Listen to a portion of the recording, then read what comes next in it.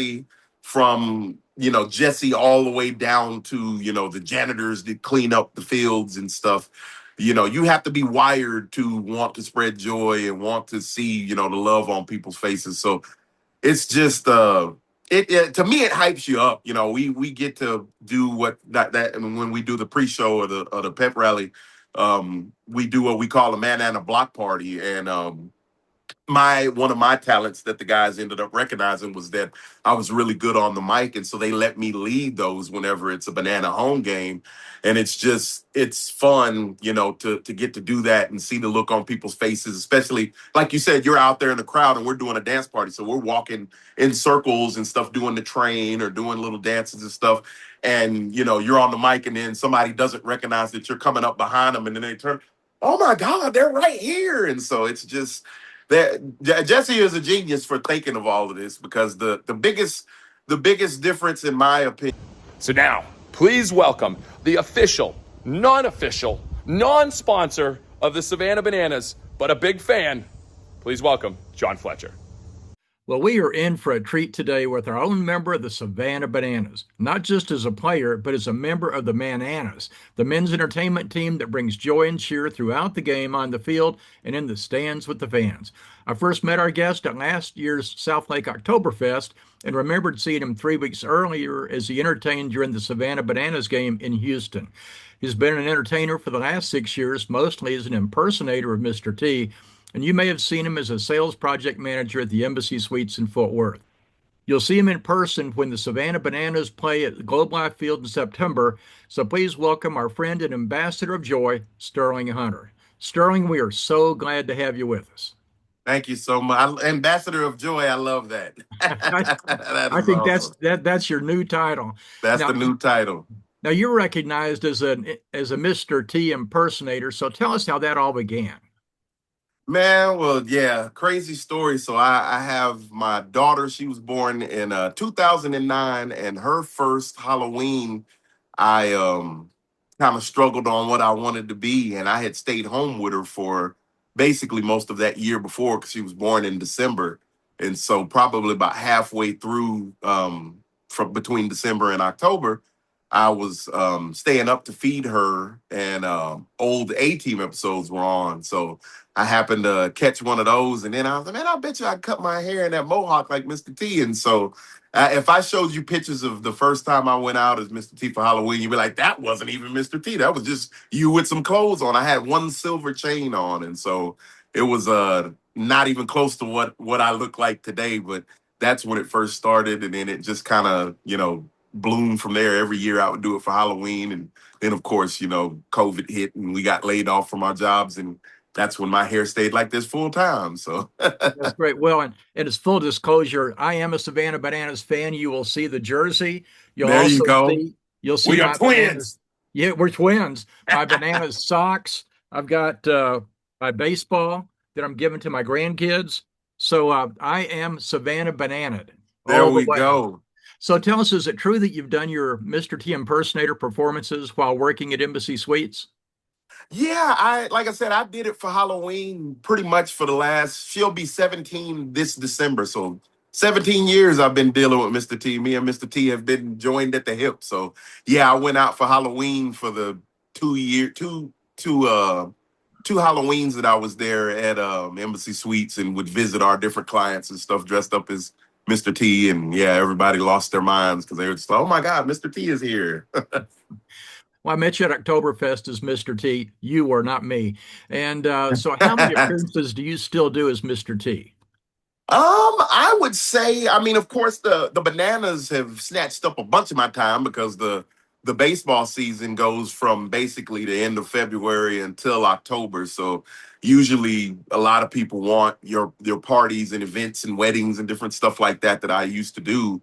I would do them on the weekend. So now it's a little bit far and few between, because, basically the off season is November, December, and January. So I get booked for a lot of Christmas parties and stuff. I'm Santa Claus for Christmas. So if y'all need some pity for the Christmas holidays, then I'm there for that. But I'm still, able to find gigs and do stuff here and there. So I'd say, anywhere from probably 6 to 12 times a year, I'm still doing stuff as Mr. T versus Mr. K in Banana Land. But of course, my full-time job and where I make my bread at, my banana bread at is with the bananas. So yeah. That's your potassium, right? Yep, there you go. The banana jokes will never be of an abundance. There, you can write them forever. Well, so tell us about how you got your gig with the Bananas.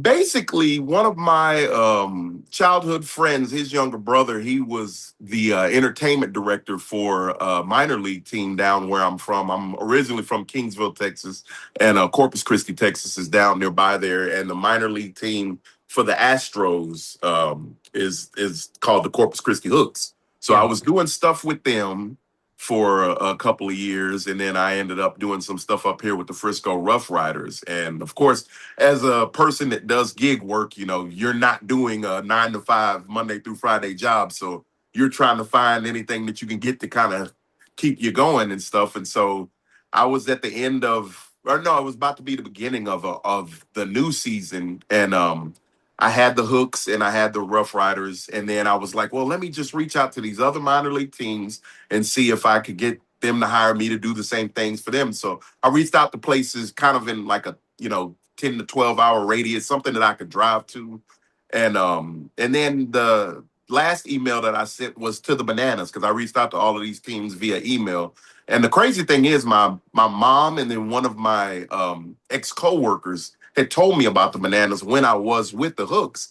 And I didn't pay any attention to it because I'm a football lover first, and then a basketball lover, and then baseball is kind of down. And so just people. I'd see people wearing Savannah Banana gear and stuff, and then people would tell me about it, but I didn't think anything of it. And then, like I said, I sent that last email to the Bananas, and it was like 18 minor league teams that I ended up sending stuff to.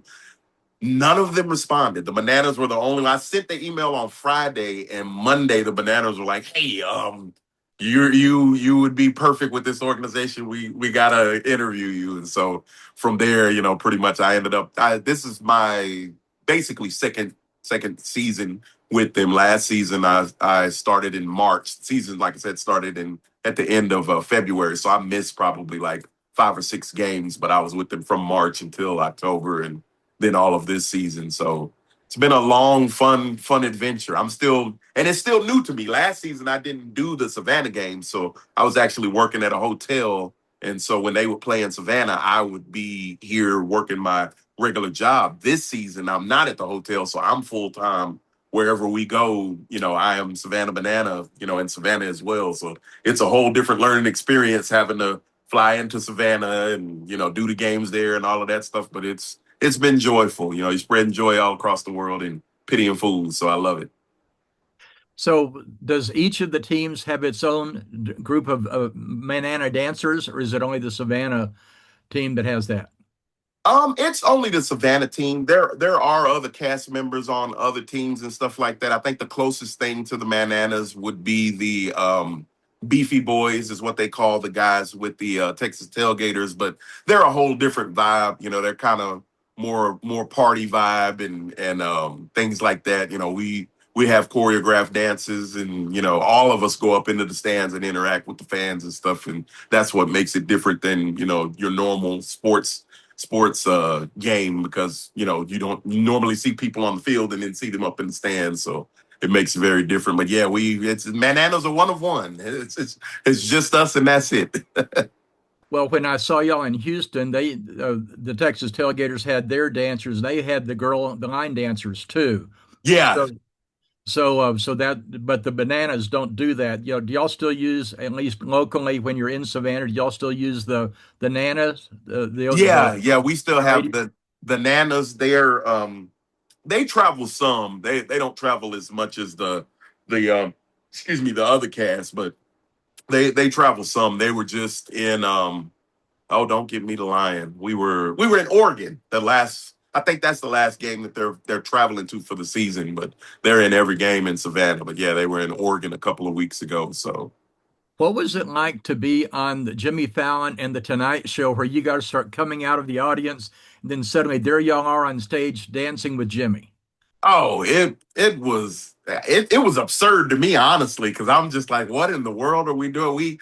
we happened. I think we were in Chicago a couple of weeks before, and last season was just, again, you're still trying to adjust your mind to all of this that's going on, and it's a lot different. Everybody came from different walks of life. Most of the Manana guys are wrestlers, so they kind of have that side of the entertainment background, and then me as an impersonator, mine is more intimate, one-on-one, kind of entertainment. So it was just everything is coming at you left and right. And then, out of nowhere, we're in Chicago and they're, hey, who's available to leave, a few days early because we got to shoot Jimmy Fallon's show in New York. And of course, I'm just like, well, I am definitely going because I haven't done anything like that before. And so it was quite the experience. I just love when you meet people that you see on TV and they're humble and they're just as excited to meet you as you are them. He had us in his little closet area, and so he had come. We had done rehearsals with his stand-in guy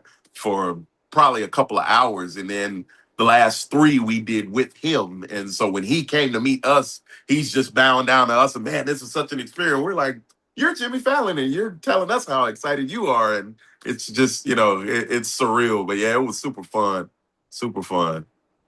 What was the most outrageous thing that's happened to you as a celebrity impersonator?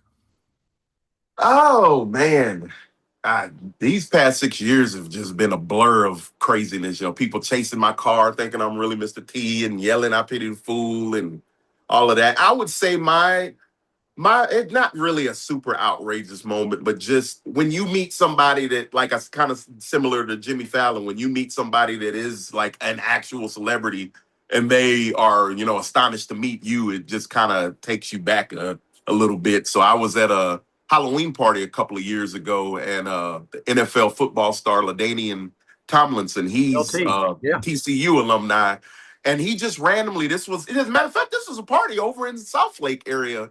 I had gotten hired for a Halloween party, and I happened to be going out the door when he was at the door. So I'm like opening the door when him and his wife are coming through, and he kind of stands there looking at me like Mr. Ten. I'm looking at him like LaDainian. So I had to. I think I stepped back to the side and I called my homeboy real quick. Hey man, LaDainian Thomas is here. And he's astonished because he met Mr. T, and I'm sitting here like I'm not really Mr. T. You're LaDainian Thomas, So that was the most. It just kind of made me step back because a lot of people, of course, Mr. T is alive and well. For those of you that don't think he's still with us, he is with us. He's 74 years old this past May 21st. And people still think that I am him physically, even though he's 30 years older than me. So it's just, when I meet people and they are just like, oh my God, Mr. T. And I'm like, well, no, I'm not him, but I still pity the fool. So it definitely it'll catch you off guard. But yeah, that was not necessarily the most outrageous, but just kind of like, this is so wild that this guy is, you know, leading rusher and all of the NFL records and stuff, and he's sitting here astonished that he's meeting me. So pretty cool. When we saw y'all in Houston, of course, 43,000 fans all sold out. And we get there 6 hours before the game for the pep rally. 20,000 fans show up. But one of the coolest things is y'all weave through the crowd that loves you. What's it Uh-huh. like when you've got you and the team and Jesse, when you're going through that literally sea of people? What is that like? Just it hypes you up. I feel like as human beings, of course, especially the last few years, since the COVID year, everything has been so wonky with how things are going on in the world and stuff. And to me, to be a part of this organization, everybody from Jesse all the way down to the janitors that clean up the fields and stuff. You have to be wired to want to spread joy and want to see the love on people's faces. So it's just it to me it hypes you up. We get to do what that and when we do the pre-show or the pep rally, we do what we call a Manana block party. And my one of my talents that the guys ended up recognizing was that I was really good on the mic, and so they let me lead those whenever it's a Banana home game. And it's fun, to get to do that and see the look on people's faces, especially like you said, you're out there in the crowd and we're doing a dance party. So we're walking in circles and stuff, doing the train or doing little dances and stuff. And you're on the mic and then somebody doesn't recognize that you're coming up behind them and then they turn, oh my God, they're right here. And so it's just that Jesse is a genius for thinking of all of this, because the biggest difference in my opinion between what we do and what happens at like a Chicago Bulls game or a San Diego Padres game is just you are in the action, because you again have, people that are part of the organization up in the stands sitting. Like my biggest thing that I like to do when we first start the game, we have activation points that we go to, and we throw foam balls or we throw, t-shirts or beads or whatever. After I do that, I usually there might be an open seat or two or whatever, and I'll go and sit down with the fan. And of course, as soon as you sit down, they're just like, oh my God, Mr. T. A lot of people my name is Mr. K with Banana Land, but people still, Mr. T is the persona. So people see me as Mr. T. So they'll say, oh,